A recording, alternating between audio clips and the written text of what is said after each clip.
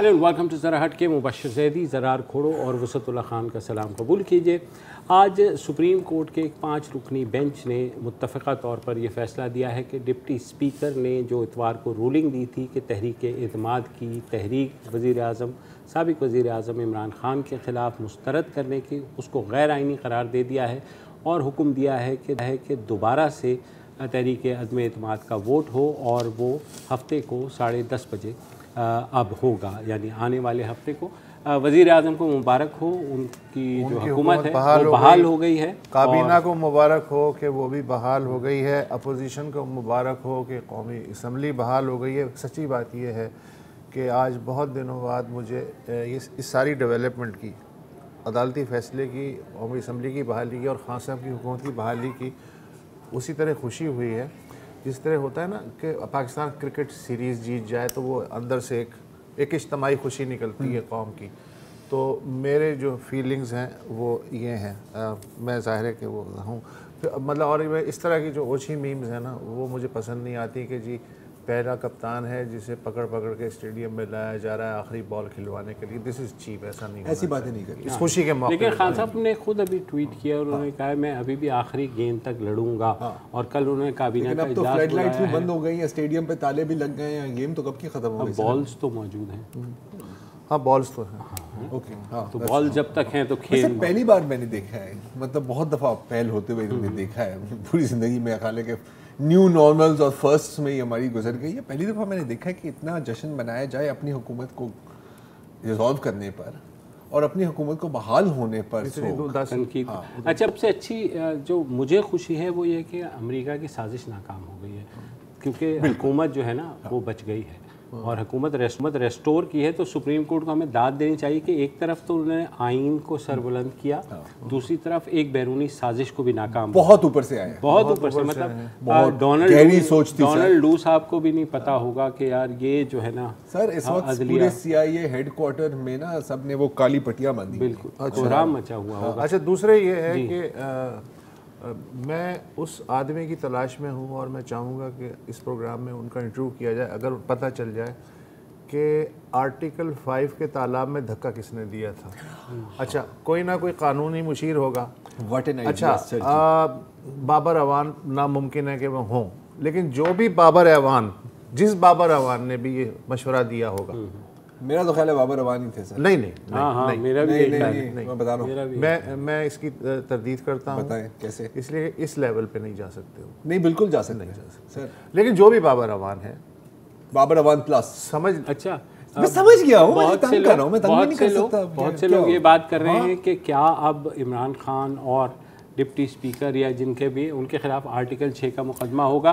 तो सिर्फ और सिर्फ मैं क्लैरिटी लीगल प्रोसेस बताता हूँ कि आर्टिकल 6 का मुकदमा जो है वो अदालत अपने तय रजिस्टर नहीं कर सकती। उसके लिए ये तो वफाकी हुकूमत को ही फाइल करनी होती है पिटीशन सुप्रीम कोर्ट में कि जनाब हमें जो है फ़लाँ शख्स ने कानून और आइन तोड़ा है, उसके खिलाफ आर्टिकल 6 का जो मुकदमा दर्ज किया जाए। वैसे भी हमारी तारीख इतनी सुनहरी नहीं रही आर्टिकल 6 के हवाले से, आपको पता है।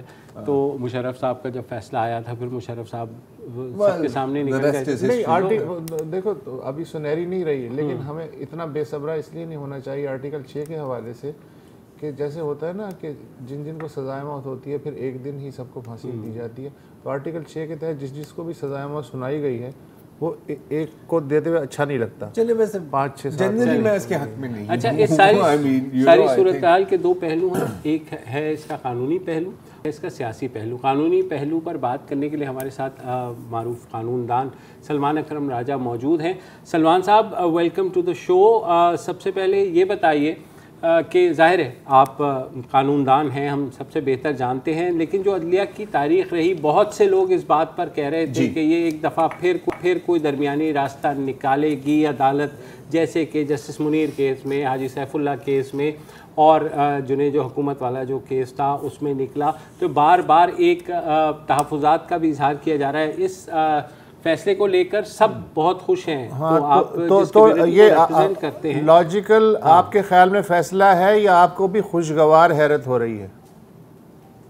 देखिए मैं तो आज सारा दिन और पिछले कई दिनों से ये कहता रहा हूँ मुख्तलिफ चैनलों पे भी और ट्वीट पे भी कि ये मुमकिन नहीं है कि आप स्पीकर की रूलिंग को कलअदम करार दें और असेंबली की तहलील को कलअदम करार ना दें। इसलिए मुझे खुशगवार थोड़ी सी हैरत इसलिए है कि आज जो गुफ्तगू हुई मईशत के हवाले से, अदम इस्तेहकाम के हवाले से, उससे ज़रूर तशवीश हुई थी कि कहीं ये उस तरफ ना चल पड़े, वरना इसको अगर कानूनी आईनी पैराए में देखा जाए तो कोई बड़ा मामला नहीं था। देखिए बहुत ही ये भोंडी हरकत थी जो हुई इतवार के रोज, और जो कुछ किया स्पीकर साहब ने उसी की वजह से तहरीक अदम एतमाद खत्म हुई बज़ाहिर, और वज़ीर आज़म साहब ने आनन फानन असेंबली तहलील कर दी।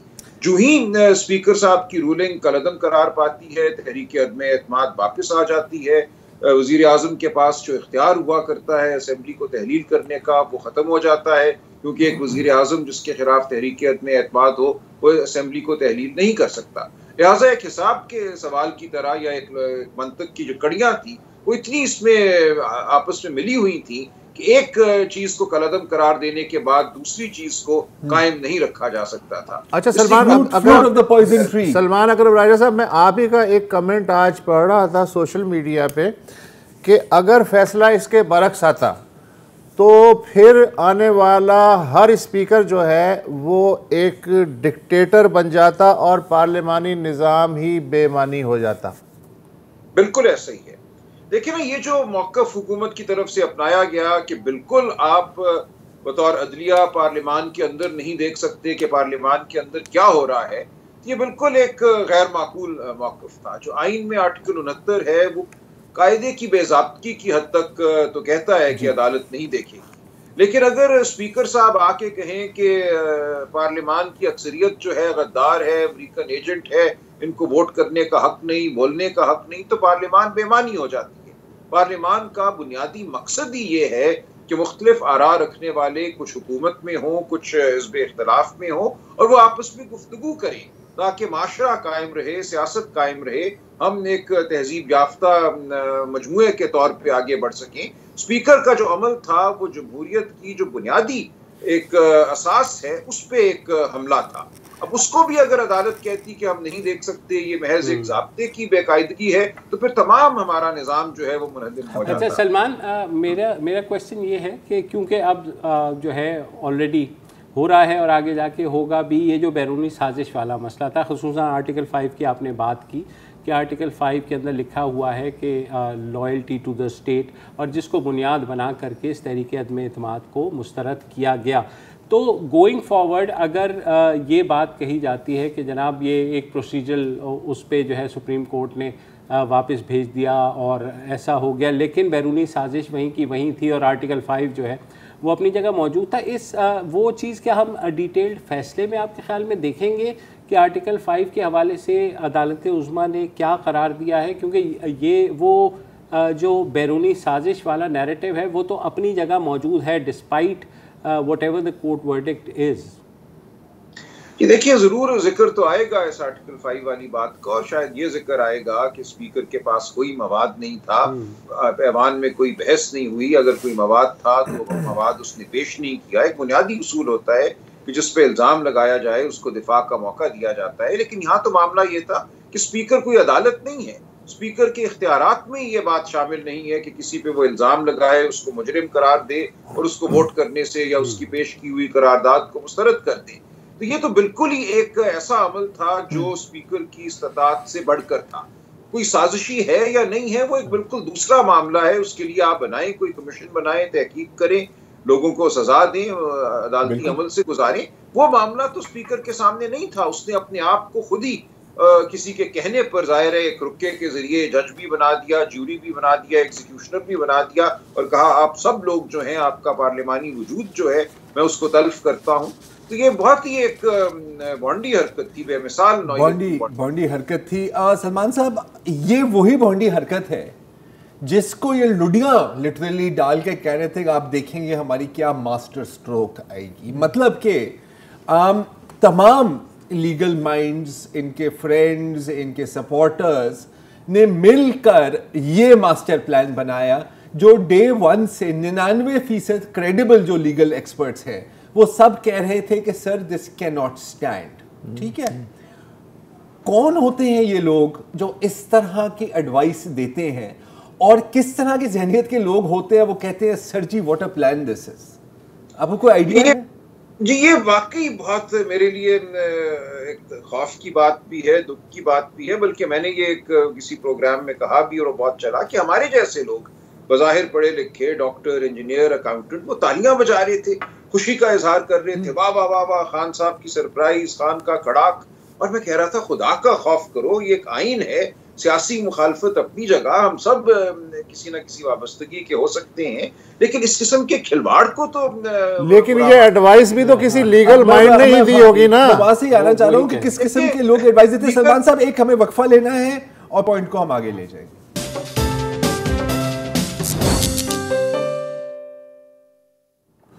Welcome back. सुप्रीम कोर्ट के आज के फैसले पे ज़ाहिर है गुफ्तगू जारी है और हमारे साथ कानूनदान सलमान अकरम राजा साहब मौजूद हैं। ब्रेक से पहले वो बता रहे थे कि हैरत की बात यह है कि ये जो हम सो कॉल्ड पढ़े लिखे लोग हैं, लॉयर्स वगैरह, इंजीनियर्स, वर्किंग क्लास जो मिडिल रैंकिंग है, कॉरपोरेट कल्चर वाले सब मिला के, मीडिया वाले सब, वो ईमान ले आते हैं कि बस एक आदमी जो कर रहा है सब ठीक कर रहा है, और फिर वो तालियां बजाते हैं और फिर वो डिप्रेशन में आ जाते हैं जब उनकी तवक्कुआत पूरी नहीं होती। और मैं ये जानना चाह रहा था ब्रेक से पहले राजा साहब से कि आखिर वो भी कोई लीगल माइंड ही होता होगा ना, जो रास्ता बताता होगा कि जी इधर से आप चले जाएं तो आप बच जाएंगे। तो ये जो मॉडर्न डे शरीफुद्दीन पीरजादाज होते हैं, ये किस कबील के लोग हैं? देखिए अताई भी तो होती है ना दुनिया में, बहुत से लोग जो हैं वो आते हैं, उनका मकसद होता है कोई तमाशा करना जिससे शाह खुश हो जाए, चाहे वो कुछ नमे की खुशनुदी क्यों ना हो। आज कहीं छुपते फिर रहे होंगे वो लोग जिन्होंने ये मशवरा दिया होगा। अब जरूरी यही है कि हमारे माशरे में हर सतह पे उसूलों की जो है पासदारी वो एक हम अपना लें, एक रिवायत के तौर पे, एक ईमान के हिस्से के तौर पे। लोग कहते हैं आइन क्या है, ये कौन सा कोई आसमानी सहीफा है। मुझे हैरत होती है कि अगर आइन कुछ नहीं है तो फिर कुछ भी कुछ नहीं है। और ये एक रवैया ऐसा है जो अभी तक हमारे माशरे में मौजूद है और आइन से पासदारी जड़ नहीं पकड़ सकी। समझा यही जाता है कि सब कुछ एक खिलवाड़ है, अदालतें खिलवाड़ हैं, कानून खिलवाड़ है, आइन खिलवाड़ है, बस कुछ करोगे जुगाड़ तो निकल जाओगे आगे। और कुछ इसका वैसे तारीख हमें जवाब देती भी है इस रवैये के मौजूद होने का। लेकिन अब हमें आगे बढ़ना है। पढ़े लिखे लोगों को मैं समझता हूँ इसके ऊपर तो एक करना चाहिए कि आइन एक चीज है, कानून एक चीज है, हमें इनकी रिस्पेक्ट करनी है, इनको बिल्कुल ही एक मजाक नहीं समझना। आज जो हमारे सामने बात आई वो उसी मजाक की नफी थी और ये मजाक हुआ और कई दिनों से ये जाहिर है प्लान किया जा रहा था। प्राइम मिनिस्टर साहब कह रहे थे कि मैं एक सरप्राइज दूंगा, ये सरप्राइज थी। अब जब हम देखते हैं तो हैरत होती है, दिल डूब जाता है कि कौन लोग थे जिन्होंने बैठ के ये सरप्राइज घड़ी अपने ज़हनों में। अच्छा, सेहतमंद बात है कि असल CIA एजेंट यही लोग हैं जिन्होंने ये एडवाइस दी है, अननोइंगली, यस, इनडायरेक्टली। अच्छा, ये सेहतमंद बात ये है राजा साहब, आप ही की गुफ्तगू से मेरे जहन में आया कि लोग किसी शख्स के लिए नहीं निकले, किसी पार्टी के लिए नहीं निकले, किसी सिस्टम के हिसाब में, पर्टिकुलर सिस्टम के हिसाब नहीं, वन पॉइंट एजेंडा था खैबर से लेके कराची तक। आइन के साथ क्या हो रहा है, आइन के साथ मतलब सोशल मीडिया इसी से भरा हुआ था, चाहे वो किसी उसमें हो। तो मुझे एक ये डेवलपमेंट खुशाइन लगी कंपैरेटिवली। अच्छा, मुझे तो ज़्यादा लोग लगे ऑन द अदर साइड। नहीं, मुझे ज़्यादातर लोग जो है जो तशवीश में थे वो ये कह रहे थे कॉन्स्टिट्यूशन, ये नहीं था कि PTM या तहरीक इंसाफ, ऐसा नहीं। तो ये एक पॉजिटिव एलिमेंट था, लोग कह रहे थे कॉन्स्टिट्यूशन के साथ क्या हो रहा है, उसी के हिसाब से मीम्स भी बन रही थी। तो राजा साहब ये बताइए कि ये जो अब कोर्ट ने खुल के बता दिया है कि जी डिप्टी स्पीकर का फैसला इलीगल, प्राइम मिनिस्टर ने जो एडवाइस की वो इलीगल, प्रेसिडेंट ने जो उस एडवाइस पे अमल किया वो इलीगल, तो जाहिर है कि इलीगल से मुराद है कि आइन से बाला ये सारे इन तीनों ने इक़दामात किए। अब ये जो सदर ममलिकत हैं उन्हें एक इस्तिस्ना हासिल है आइन में कि जब तक वो सीट पे हैं उनके ख़िलाफ़ कोई कार्रवाई या रेफरेंस नहीं हो सकता। शायद वज़ीर आज़म को भी ये इस्तिस्ना हासिल होगा, लेकिन इनके साथ इवेंचुअली होगा क्या? देखिए, दो इस पे आ रहा है। एक राय ये है कि इनके खिलाफ भी कोई तादीबी कार्रवाई होनी चाहिए। यहाँ एक सोची समझी साजिश थी। डिप्टी स्पीकर साहब एक लिखा हुआ रुक्का लेकर आए थे जो उन्होंने आनन फानन पढ़ दिया, उसमें नाम भी उन्होंने स्पीकर साहब का पढ़ दिया तो जाहिर है किसी बंद कमरे में बैठकर ये एक साजिश तैयार की गई थी। तो एक रवैया तो ये है कि इनके खिलाफ कोई मुकदमा कायम किया जाए। अब वो कौन सा मुकदमा होगा, बात आर्टिकल 6 की तरफ जाती है। आर्टिकल 6 कोई मामूली बात नहीं है, वहाँ सजा जो है वो सजाए मौत है। मेरी नज़र में इसको हमें एक बेवकूफ़ी के तौर पे देखना चाहिए। इन लोगों ने दानिस्ता तौर पे आइन की एक गलत तशरीह की, आज ये हजीमत का शिकार हैं। सियासी तौर पे मुकाबला होना चाहिए इस मामले का, कानूनी जंग तो हो चुकी। अब इससे आगे क्या करना है, क्या ज़रूर इनके ऊपर बगावत का मुकदमा बनाकर इनको ये साबित करना है कि सजाए मौत के हकदार हैं, मैं वहाँ तक नहीं जाना चाहूँगा। मैं समझता हूँ एक गलती हुई और एक साजिश हुई और इसकी जो सजा है वो कानूनी तो हो चुकी है। लेकिन सर गलती तो वो होती है जो एडमिट करे गलती करने वाला। अब वो तो नहीं करेंगे एडमिट, चीज जाहिर है, वो तो लगे रहेंगे कि साजिश भी थी। आज तक अभी तक ये बात हो रही है। देखिए वो साजिश वाली बात भी बिल्कुल एक मज़ाक़ खेज एक मफरूज़ा है और वो बात भी अब वाज़े होती चली जा रही है कि एक जो केबल वहाँ से आया उसके ऊपर बैठ के एक खत बनाया गया, फिर नेशनल सिक्योरिटी कमेटी में चले गए। वहाँ किसी ने नहीं कहा कि किसी साजिश का सबूत मिला है। जो जुबान इस्तेमाल हुई उसके हवाले से कहा गया कि दिस अमाउंट्स टू इंटरफेरेंस। देखिए इंटरफेरेंस का इल्ज़ाम तो रोज़ लगता है। चाइना वाले कहते हैं अमेरिका जब ह्यूमन राइट्स की बात करता है हमारे मुल्क में तो that is interference with our internal affairs, कि हमारे मामलात में ये बैरूनी मुदाखलत है। बैरूनी मुदाखलत और रेजीम चेंज की साजिश में बहुत फर्क है, ज़मीन आसमान का फर्क है। तो यहाँ पे एक इंटरफेरेंस के लफ्ज़ को लेकर उसकी ताबीर की गई कि ये साजिश है हुकूमत को तब्दील करने की। तो जो एम्बेसडर ने हमारे कहा था उसने सिर्फ इतना ही कहा था कि ये गुफ्तगू हुई। नेशनल सिक्योरिटी कमेटी ने कहा कि ये गुफ्तगू हमारे मामलात में इंटरफेरेंस के मुतरादिफ है, यानी कि दखल अंदाजी के मुतरादिफ है। लेकिन साजिश कहाँ से आ गई? अब कौम के इतने बड़े हिस्से को जो वैसे ही तैयार रहती है ये गुमान करने के लिए कि अमेरिका दिन रात हमारे खिलाफ साजिश में जुटा हुआ है, हमसे उसको बहुत खतरा है क्योंकि हम पता नहीं इस्लाम का किला है या क्या है, न्यूक्लियर पावर है और हम दुनिया पर गालिब आने वाले हैं। तो उस जहन को ये चीज़ अपील करती है और उस जहन ने फौरन इस बात को माना और एक ईमान का अंसर बना के वो दौड़ पड़े।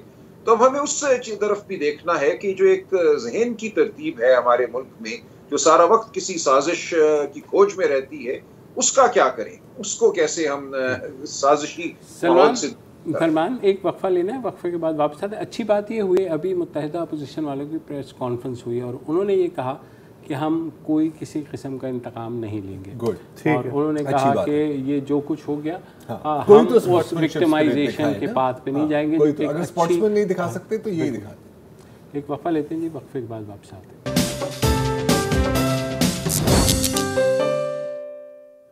Welcome back. हम बात करें सुप्रीम कोर्ट की। आज जो फैसला आया है सलमान अकरम राजा साहब से।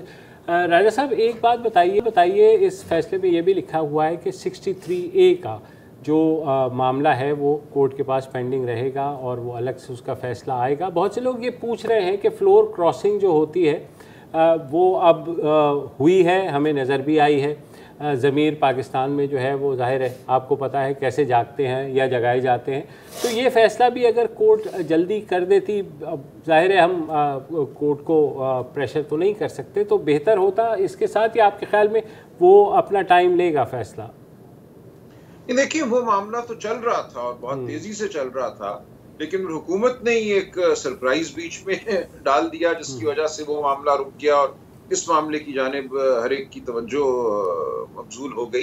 तो उसका फैसला तो बहरहाल कभी हो जाएगा, लेकिन अब जो है मामला हफ्ते के रोज़ उस पर मेरा नहीं ख्याल कि उसका कोई इतलाक होगा। और ऐन मुमकिन है कि अपोजिशन उन 23 जितने भी मुनहरिफीन हैं उनके वोट ना डलवाए, क्योंकि अब उनके पास नंबर वैसे ही पूरे हैं। MQM पे तो उसका कोई इतलाक नहीं होता, वो तो अपनी पार्टी की हिदायत के मुताबिक ही वोट करेंगे। बाप पार्टी भी अपनी पार्टी की हिदायत के मुताबिक वोट करेंगे। तो शायद बेहतर होगा कि उन लोगों को वोट ना कराया जाए इस वक्त, ताकि वो उस कार्रवाई से बच जाएं जो भी उस कार्रवाई के हवाले से फैसला आता है सुप्रीम कोर्ट का। लेकिन मेरी नज़र में यह बड़ा कम इम्कान है कि सुप्रीम कोर्ट ये कहे कि वो लोग वोट ही नहीं डाल सकते जो मुनहरिफीन हैं, या अगर वो वोट डालेंगे तो उनका वोट गिना नहीं जाएगा, या ये कि वो ताहयात नाअहली के समझे जाएंगे सजावार। ये बात मेरा ख्याल है उसी जहन की इख्तरा थी जिस जहन ने ये सरप्राइज पेश की ये बातें अब तारीख में शायद डूबती चली जाएंगी। 63A सिर्फ इतना ही कहता है कि अगर आप पार्टी की हिदायत के खिलाफ वोट डालोगे तो आप अपनी सीट से महरूम हो जाओगे। और ऐन मुमकिन है कि अब ये बात लोगों को समझ आना शुरू हो जाए कि एक पार्टी जो आइन के खिलाफ बरसरे पेकार हो, उसके मेंबरान बड़ी नेकनियती से ये फैसला कर सकते हैं कि हमने अपनी पार्टी की हिदायत के मुताबिक अमल नहीं करना। ऐसा नहीं है कि हर वो शख्स जो पार्टी की हिदायत के खिलाफ अमल करता है वो बेकाबा होता है या अमेरिका का एजेंट होता है। इन ख्यालात को हमें निकालना है। जमहूरी अमल का हिस्सा है कि पार्टी के मेंबरान पार्टी से इख्तलाफ करते हैं और उनको इस बात का हक है, उनका ज़मीर है, वो अपने हल्के के वोटरों को जवाब दे हैं, वो आइन और कानून को जवाब दे हैं। तो ये समझ लेना कि कोई भी शख्स ना ज़हन रखता है ना ज़मीर रखता है, वो सिर्फ पैसे की बुनियाद पे ही बदलता है अपनी राय, ये इंतहाई गलत रवैया है। अच्छा, एक चीज़ और बस, नज़रिया ज़रूरत की हमेशा बात होती रही, तो आपके ख्याल में इस एक फ़ैसले ने वो तमाम नज़रिए ज़रूरत के फ़ैसलों को, बहुत से लोग कह रहे हैं नज़रिया ज़रूरत हमेशा के लिए दफन हो गया है, आप समझते हैं? देखिए, हमेशा तो एक लामतनाही अरसा है ना, हमेशा की बात नहीं करनी चाहिए कभी भी। लेकिन हम खुश हैं कि आज नजरिया ज़रूरत बुरोकार नहीं लाया गया और उम्मीद करते हैं कि एक रिवायत बनती है ना, इदारों की भी एक रिवायत कायम होती है, तो उस रिवायत को आज तक़वियत मिली कि फैसला आइन और कानून के मुताबिक होना चाहिए। माशी हालात या किसी और मसलहत या किसी और इदारे की क्या तरजीह है उसको सामने देख कर नहीं होना चाहिए। तो उस रिवायत को बहरहाल आज तक़वियत मिली है। उम्मीद करते हैं कि वो रिवायत आइंदा भी कायम रहे और तवाना। बहुत शुक्रिया सलमान। अच्छा देखो, ये जो बात है ना, नजरिया ज़रूरत वाली ना, ये हमेशा वाली जो बात है, मैं एग्री करूंगा सलमान साहब के साथ। ये फिल्म नहीं है जिसके एंड में एक मतलब गुड और इवल की एक जंग होती है और गुड जीत जाता है और फिर दी एंड हो जाती है और क्रेडिट्स आते हैं। ये एक ऑनगोइंग सीरीज है। ये जो जंग है ना, ये कभी खत्म होने वाली चीज नहीं। यानी वो हॉरर फिल्मों के एंड में वो जो कब्र से हाथ यूं करके बाहर, लेकिन एक फायदा होता है, दफन तो खैर वो इंसान भी नहीं होता है, अचानक सैलाब आ जाता है तो कब्रिस्तान में लाशें तैरने लगती हैं। जी बिल्कुल नहीं, मतलब ड्रैक्युला के दिल में उसके एक गई है, अब कोई निकालेगा आगे बाद में, तो वो एक आज के फैसले से जो फ्यूचरिस्टिक अगर मैं बात करूं तो अहम बात ये होगी कि फ़र्ज़ करें कि कल कला इसी से मिलता जुलता कोई और क्राइसिस आता है तो जो भी जजेस होंगे उनके सामने ये फैसला होगा और ये फैसला डिटेरेंस का काम करेगा अगर वो कुछ और फैसला करना चाहें उसके लिए। ये फ़ायदा होगा और ये बहुत बड़ा फ़ायदा नहीं, बहुत बड़ा है। क्योंकि आप सोचें कि अगर ये नहीं होता तो किस किस्म का प्रेसिडेंट होता और किस किस्म का दरवाजा खुल जाता कि कल कोई भी speaker as a dictator for his party कुछ भी कर सकता है। तो ये जो मतलब अनफॉर्चुनेटली अकल से महरूम हमारे जो साथी हैं जो इसको सेलिब्रेट कर रहे थे, आपको कुछ नहीं पता कि इसकी इम्प्लीकेशन क्या थी। दुआ करें कि ऐसा ना हो कि आपको किसी दिन पता भी लगे, अगर ऐसी कुछ, वरना फिर लग पता जाएगा और फिर कहेंगे ये कैसे हो गया। यहाँ पे हम कानूनी बहस तो समेटते हैं, अगले तुम कोई इस तरह के म्यूना बनाओ कि जहन किसी खास शख्सियत की तरफ जाए। इस वक्त के बाद हम आएंगे और बात करेंगे कि जो सियासतदान हैं वो कभी सबक सीखेंगे कि अपने मामलात पार्लियामान के अंदर ही हैं। उसकी बजाय मैं ये बात करना चाहूँगा, नहीं ये अच्छा, ये बात नहीं होगी, ये क्लीशे और बात करेंगे। मैं इंटरेस्टेड हूँ मईशत पे बात करने पे, और नजरिया गद्दारी जो है वो कब तक चल सकता है, मैं इस पे ज़्यादा, और इलेक्शंस फिर वक्फा ले लें।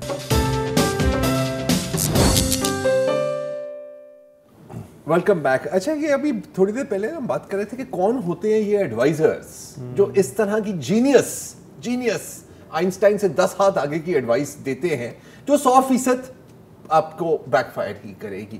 तो सवाल हम नहीं पूछ रहे कि कौन होते हैं जो ऐसी एडवाइस कबूल करते हैं, बिकॉज देखो हमेशा यही नैरेटिव रहा है ना। आप मतलब जब बहुत बुरी डिसीजंस भी ली जा रही होती है तो क्या रहता है नैरेटिव कि सर नहीं सर असल में ना मशीर अच्छे नहीं है, असल में एडवाइस अच्छी नहीं मिलती।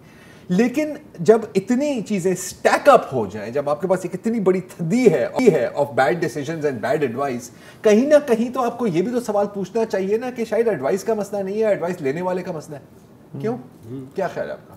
नहीं, लेकिन जब आदमी की साइकी ये हो कि मैं ज़रार को ज़रार से बेहतर जानता हूँ, तो 90% तो केस वहीं कवर हो गया भाई। उसके आगे मैं आपसे क्या बात करूँ, आप तो बेहतर जानते हैं उससे भी ज़्यादा।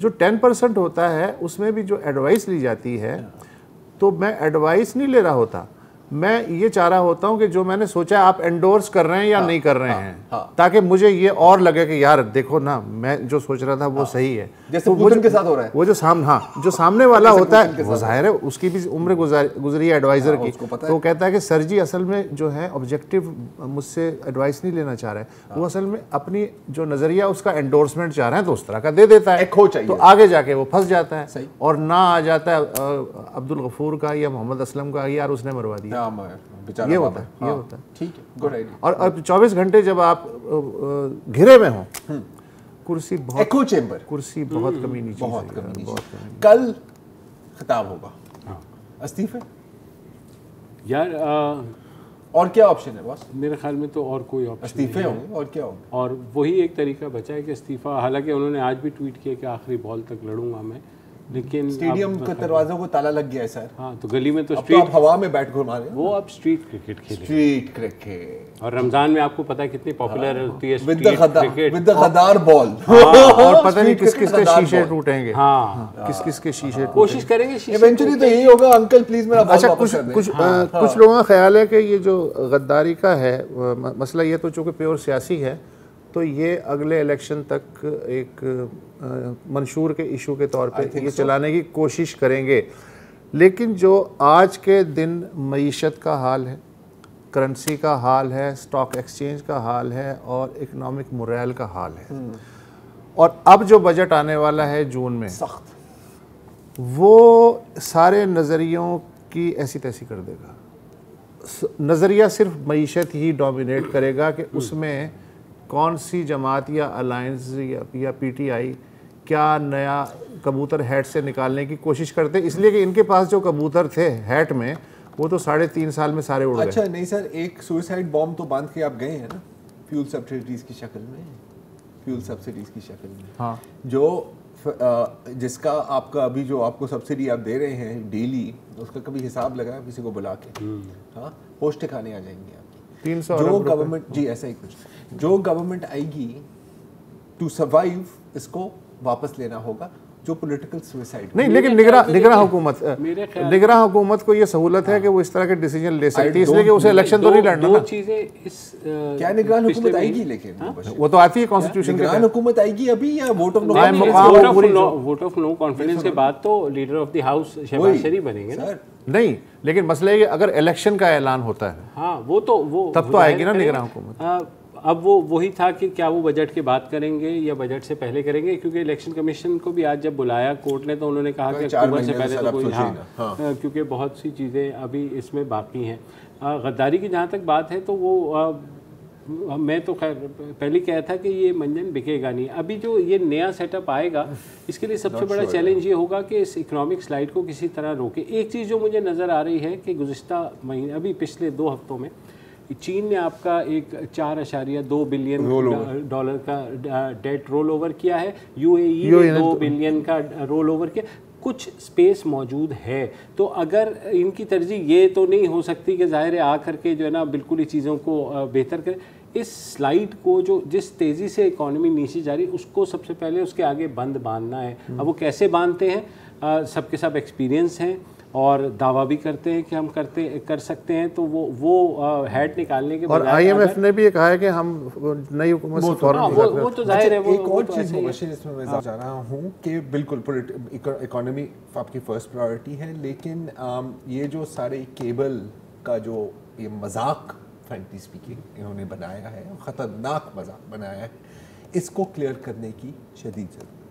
और ये भी हो सकता है, ये भी हो सकता है अगर खुशफहमी सही कि कल इमरान खान वो जब कौम से खिताब करें तो उस केबल के बारे में कहें कि ये है और मैं इसे पब्लिक कर रहा हूँ। अब आई डोंट नो, नहीं, लेकिन देखिए उनकी वर्जन मैंने नहीं सुनी केबल की सर। अगर ऐसा करना है, और वैसे आप नहीं कर सकते, under official secrets act it is prohibited, नहीं कर सकते। अगर आपने अपनी समरी पढ़नी है जो ये ऐसा ही करेंगे, आई डोंट केयर, नहीं ज्यादा केबल नहीं करें, वो जो मिनट्स हैं नेशनल सिक्योरिटी काउंसिल के वो पब्लिक करें। वो तो आज नहीं, इसको बकायदा इन्वेस्टिगेट करें सर, इसको बकायदा इन्वेस्टिगेट करें। लेकिन अगर उन्होंने चूरन बना के बेचना है तो कुछ भी नहीं, इन दोनों में से कोई भी काम भी नहीं करेंगे। वो तो बेचेंगे, मैं कह रहा हूँ कि जो अगली गवर्नमेंट आएगी उसको इन्वेस्टिगेट करना। बिल्कुल, हाँ उनको करना पड़ेगा। लेकिन वो मेरे ख्याल में ये कैसे कोई भी इन्वेस्टिगेट नहीं करेगा। करना चाहिए, इस चीज़ को करना चाहिए बिल्कुल। लेकिन जैसे आपने कहा मईशत प्रायोरिटी है, तो पहले मईशत और उसके बारे में, उसके बाद कुछ भी। कल जी खान साहब के खिताब के साथ हाजिर होंगे। कल तो जुम्मा है। अस्सलाम वालेकुम। अगर आपको हमारे शो पसंद आया है तो प्लीज़ हमारे YouTube चैनल को सब्सक्राइब करें, और अगर मुनासिब समझे तो इस वीडियो को लाइक भी कर लें, तो कोई हर्ज नहीं है, और शेयर भी कर लें और कमेंट भी कर दें जी, वरना वो सब ऐसे ही लिखते रहें। और ये जो दोनों कह रहे हैं ये कर लें जी प्लीज़, नहीं तो हमें भी घर जाना है, मैं आपके कंप्यूटर में नहीं रहना 24 घंटे। सही बात।